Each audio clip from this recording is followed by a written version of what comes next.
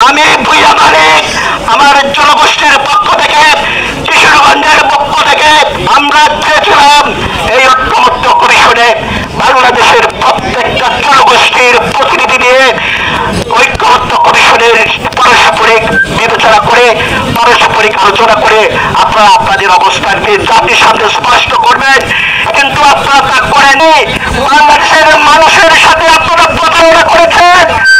ঐক্যমত্য কমিশনের নির্দলীয় জনগোষ্ঠীর যাদের নেতৃত্বে গণঅভ্যুত্থান হয়েছে এই জনগোষ্ঠীকে বাদ দিয়ে আপনারা ঐক্যমত্য কমিশনের আলোচনা গতকালকে আপনারা সমাপ্ত করেছেন।